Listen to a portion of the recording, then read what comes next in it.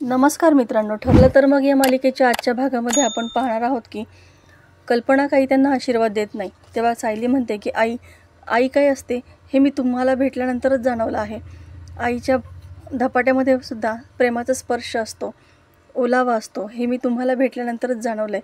मला माहिती आहे की तुम्हाला माझ्या पाठीवरून हात फिरवायला अजिबात इच्छा नाही आहे, पण मला तुमचा आशीर्वाद हवा आहे.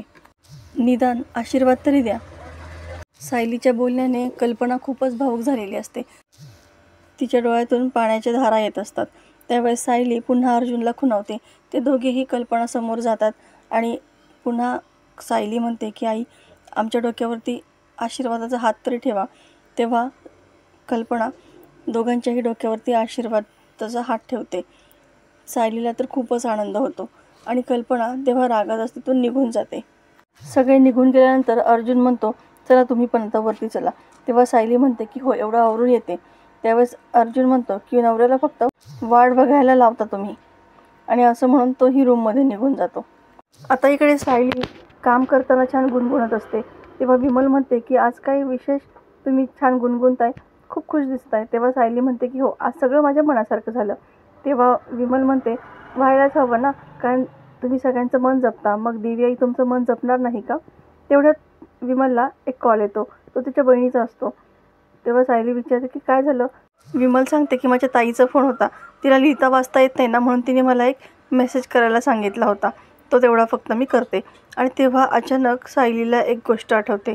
सायली घाईघाईच अर्जुनकडे येते आणि मला एक खूप महत्त्वाची गोष्ट तुम्हाला सांगायची आहे असं सांगते. अर्जुन म्हणतो, असं एवढं काय आठवलं आहे की तुम्ही इतकी धावत पळत माझ्याकडे आलात? तेव्हा सायली त्याला सांगते की आपण विलासने केलेल्या मेसेजबद्दल बोलत होतो ना, तर विलासला तर लिहिता वाचताच येत नाही. एकदा तो आश्रमात असताना माझ्याकडे मोबाईल घेऊन आला होता, त्याला मेसेज टाईप करायचा होता. तेव्हा अर्जुनला खूपच आश्चर्य वाटतं. सायली पुढे सांगू लागते, अहो त्याला तर मोबाईलमधली इंग्रजी अक्षरंसुद्धा कळत नव्हती. त्याला फक्त माईकच्या चित्रावरती बोट टाकून बोलून मेसेज पाठवता येत होता. अर्जुन म्हणतो, म्हणजे त्याला फक्त व्हॉईस नोट पाठवता येत होती, मग त्याने मेसेज करायचा प्रश्नच नाही. आणि मला नाही वाटत की ही गोष्ट दामिनीला माहिती असेल. अर्जुन म्हणतो, तुम्ही कोर्टामध्ये साक्ष द्यालच हो, पण अशी कोणीतरी व्यक्ती आहे का की जी कोर्टामध्ये साक्ष देऊ शकते? कारण दामिनी म्हणेल हे सगळं मी तुम्हाला बोलायला सांगितलं आहे. तेव्हा सायली म्हणते की कुसुमताई आहे ना, तिला सगळं माहिती आहे, ती नक्की साक्ष देईल. आणि अर्जुन लगेच कुसुमला फोन करायला सांगतो आणि उद्या कोर्टात हजर राहायला सांगतो. अर्जुन स्वतःशी म्हणतो की दामिनी देशमुख, आता मी जी चेन तयार केली आहे ना, त्याच्यामध्ये आणखी एक क्ल्यू ॲड झाला आहे आणि तोच क्ल्यू आता तुझ्या अशिलाच्या गळ्यामध्ये गळफास म्हणून पडणार आहे. दुसऱ्या दिवशी सकाळी सायली लवकर उठून देवीची पूजा करते, प्रार्थना करते. त्यावेळेस सगळे घरचे जमलेले असतात. तेव्हा अर्जुन सायली कोर्टात जाण्यासाठी तयार झालेले असतात. सायली तसं घरच्यांना सांगते. चैतन्य आणि मधुभाऊ पुढे गेले आहेत आणि आता आम्हीही निघतो. तेव्हा प्रिया लगेच पुढे येऊन देवाची प्रार्थना करू लागते. अर्जुन म्हणतो की खोटारड्या माणसांची देव कधीच प्रार्थना ऐकत नाही. ते म्हणतात ना, मनी नाही भाव आणि देवा मला पाव, तसं झालंय. तन्वी मनातच विचार करते की अर्जुन सायलीला भलताच कॉन्फिडन्स दिसतोय, यांचा फोकस हलवायला पाहिजे. तेव्हा लगेच प्रताप म्हणतो की चांगल्या मोडणीचा हे काय आहे अर्जुन? तेव्हा लगेच प्रिया चक्कर येण्याचं नाटक करू लागते. कल्पना, अश्विन खूपच टेन्शनमध्ये येतात. तिला लगेच पाणी पाजतात आणि त्यावेळेस अर्जुन आणि सायली एकमेकांना खुणावतात, जाऊ दे तिची सवयच आहे असं. तेव्हा कल्पना विचारते, अगं तुला असं काय झालं आहे? तेव्हा तन्वी खोटंच सांगते की मला ना पहाटे एक स्वप्न पडलं होतं आणि तेव्हापासून मला जरा गरगरतंयच गं. तेव्हा अश्विन म्हणतो, अगं काल तुला मळमळत होतं, आज गरगरतंय, आपण तुझं फुल बॉडी चेकअप करून घेऊयात. अर्जुन म्हणतो की तन्वीचा आजार आहे ना जरा स्पेसिफिक आहे. जेव्हा तिला काही गोष्टी लपवायच्या असतात ना, तेव्हा तिला आपोआप गरगरायला लागतं, तिचे आजार एक एक बाहेर येतात. आता प्रताप म्हणतो, अर्जुन हे सगळं आत्ताच बोलायला हवं का? तन्वी म्हणते, देवाचा नमस्कार केला तरीसुद्धा मला अस्वस्थच वाटते. तेव्हा अर्जुन म्हणतो की देवसुद्धा म्हणतो की खोटारड्या माणसांनी माझ्याजवळ येऊसुद्धा नाही, म्हणूनच असं होतंय तुला.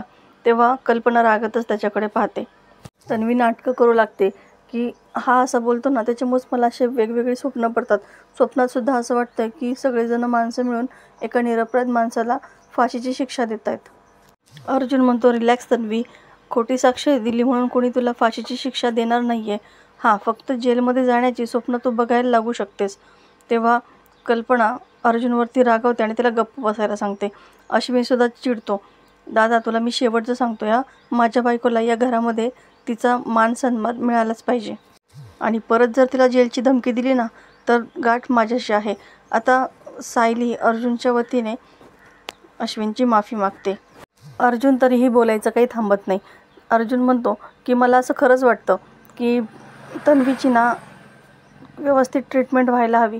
आपण एक काम करूयात, सिनियरची ओळखीची जी सायकॉलॉजिस्ट आहे ना श्रद्धा, तिला बोलवूयात का कालचा सायकोलॉजिस्ट त्याला बोलवूयात?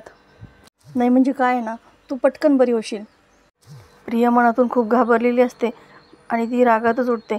काय सिद्ध काय करायचं आहे तुला, की मला मानसिक आजार आहे असं सिद्ध करायचं आहे का? स्वतःची केस बळकट होण्यासाठी स्वतःच्या वहिनीलाच तू असं घाबरवतोयस का? अश्विन तन्वीला शांत बसायला सांगतो. त्यावेळेस अर्जुन आणि सायली दोघेही तिच्याकडे एकटक पाहत असतात. अर्जुनच्या लक्षात येतं की नेमकी तिचा प्लॅन काय आहे. तेव्हा प्रिया मनातच म्हणते की हा अर्जुन इतका शांत कसा काय, तो आत्ता चिडला तरच त्याचं कोर्टामध्ये लक्ष लागणार नाही. प्रताप म्हणतो तन्वी तू शांत राहा आणि कोर्टामध्ये जाऊन तुझी साक्ष दे. तन्वी म्हणते मी तर ते करणारच आहे हो बाबा. मी काय साक्ष दिली आहे ती मला चांगली आठवते आणि तीच साक्ष मी शेवटपर्यंत देत राहणार आहे. हा मुद्दाम असे घाणेरडे खेळ खेळतोय की जेणेकरून मी कोर्टामध्ये कन्फ्यूज व्हावं आणि माझी तब्येत बिघडावी. साक्ष देताना मी गोंधळावी ना म्हणून हे करतोय तो. तेव्हा अर्जुन तिच्याकडे आश्चर्यानेच पाहत असतो. मात्र सायलीला तिच्या बोलण्याचा राग येतो. ती म्हणते की प्रिया हे असे छुपे वार करत नाहीत, ते थेट खोट्या साक्षीदारावरती वार करतात आणि यासाठीच हा सगळा कांगावा चाललाय ना. अर्जुन म्हणतो प्रिया फक्त माझं लक्ष विचलित करण्याचा प्रयत्न करते, पण आता जे काही बोलायचं आहे ना ते कोर्टामध्ये बोलूयात असं म्हणून अर्जुन तिथून निघून जातो. अर्जुन पाठोपाठ सायलीसुद्धा निघते आणि पुन्हा थांबून प्रियाला म्हणते की अर्जुन सुभेदारांचं लक्ष विचलित करणं इतकं सोपं नाही आहे प्रिया, चल भेटूयात कोर्टामध्ये असं म्हणून तीसुद्धा तिथून निघून जाते. इकडे सर्वजण कोर्टामध्ये जमलेले असतात.